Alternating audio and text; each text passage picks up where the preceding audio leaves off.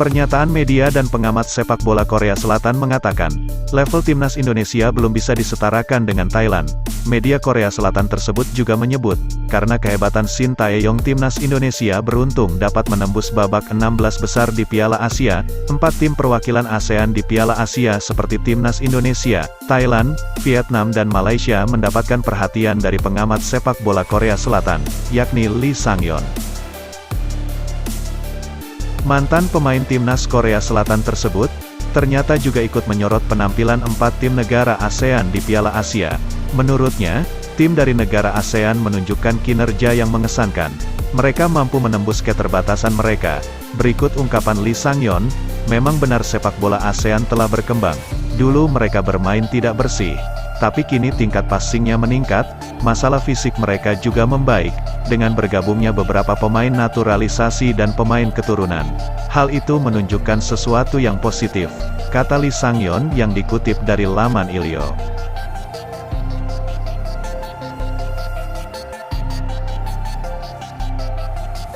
Pengamat yang juga pernah melatih klub Korea Selatan tersebut, memuji bagaimana pelatih Shin Tae-yong mampu menembus prestasi dengan memecahkan sejarah bagi Indonesia.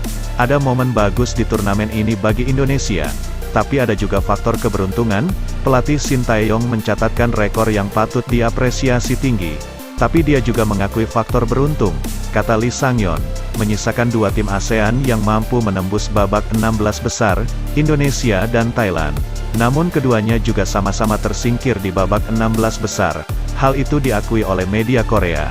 Tembusnya Indonesia ke babak 16 besar.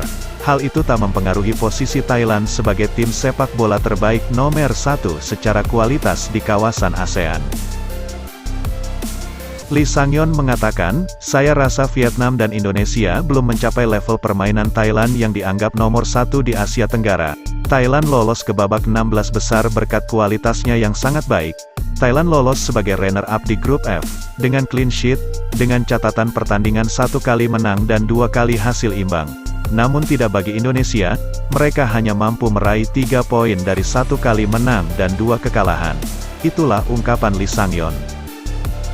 Berita Korea Selatan tersebut, sudah beredar di Korsel hingga tersebar sampai Indonesia dan Vietnam. Para pengamat sepak bola tanah air dan Vietnam sempat tersinggung. Berita itu dianggap pernyataan yang sangat buta tanpa pengetahuan yang cukup. Namun dengan berani memberikan statement yang dianggap ngawur lalu dengan berani memberitakannya di media luas, hanya dengan anggapan satu orang yang kurang wawasan, mampu mengubah persepsi buruk bagi dunia sepak bola Indonesia dan Vietnam. Dia dianggap tidak berkapasitas yang cukup untuk menyimpulkan sebuah fakta yang sebetulnya. Namun dengan berani memberitakannya, hal itu sama saja dengan meremehkan kerja keras Vietnam dan Indonesia, hingga mampu memberikan perubahan besar bagi dunia sepak bola Asia Tenggara. Bahkan salah satu komentator asal Vietnam berani jika harus diuji pertandingan antara Thailand kontra Vietnam. Namun dengan syarat, komentator asal Korsel tersebut harus berani terima konsekuensi yang diberikan, jika saja Vietnam mampu melumat Thailand. Dari berita itu, para pengamat serta supporter Indonesia dan Vietnam tersinggung dan beram. Banyak yang beranggapan, Thailand bisa lolos dengan hasil runner-up. Hal itu tak terlepas karena Thailand tergabung di grup yang paling mudah dari grup lainnya. Banyak yang mengatakan, andai saja posisi Thailand digantikan dengan Indonesia atau Vietnam, mereka yakin, Thailand tidak akan mampu bersaing melawan Jepang, Irak dan salah satu antara Indonesia atau Vietnam. Hal itu merujuk dari pertemuan terakhir antara Indonesia, Vietnam dan Thailand.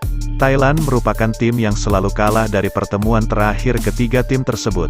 Bahkan, dalam laga uji coba yang baru saja terjadi beberapa hari sebelum Piala Asia digelar, Thailand dilumat abis 5-0 atas Jepang, dengan penguasaan bola yang sangat jomplang, 79% untuk Jepang, dan 21% untuk Thailand.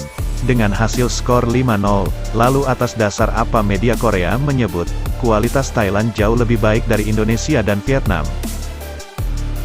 Dan sebaliknya, bagi pengamat sepak bola Vietnam mengatakan, andai saja salah satu dari Indonesia atau Vietnam tergabung di grup F bersama Thailand, tentu Vietnam dan Indonesia akan jadi runner-up di grup itu layaknya Thailand. Bahkan tidak mustahil, jika Indonesia atau Vietnam akan menjadi juara grup, menimbang Thailand tergabung di grup paling mudah. Melihat kualitas Indonesia dan Vietnam di Piala Asia sangat baik, mampu menyaingi Irak bahkan Jepang. Mengenai kualitas, tentu Vietnam dan Indonesia tidak kalah dari tim unggulan lainnya. Faktor keberuntungan saja yang mengandaskan Indonesia dan Vietnam. Mengingat, pertandingan terakhir Thailand melawan Jepang, Thailand dilumat abis oleh Jepang dengan skor mencolok 5-0 tanpa balas. Sedangkan Vietnam, hanya kalah 4-2 dari Jepang. Dan Indonesia, hanya kalah 3-1 dari Jepang. Dari hasil nyata tersebut, artinya Thailand tidak mampu bersaing jika harus berada di grup D bersama Jepang, Irak, Indonesia dan Vietnam. Semua tim memiliki kualitas yang cukup untuk bersaing. Dan terbukti, grup D disebut grup neraka. Hal itu merujuk pada Jepang yang harus menunggu pertandingan terakhirnya melawan Indonesia. Artinya, Jepang merasa grup D diisi oleh tim yang kualitasnya mampu bersaing. Semua tim memiliki kualitas yang mampu saling mengalahkan. Tidak sama halnya dengan grup F. Thailand mampu lolos sebab semua lawan terbilang kualitasnya di bawah Jepang dan Irak. Hanya Arab Saudi yang mendominasi di grup F bersama Thailand. Sedangkan kualitas Oman dan Kirgistan masih jauh di bawah Indonesia dan Vietnam. Apalagi harus dibandingkan dengan kualitas Irak dan Jepang.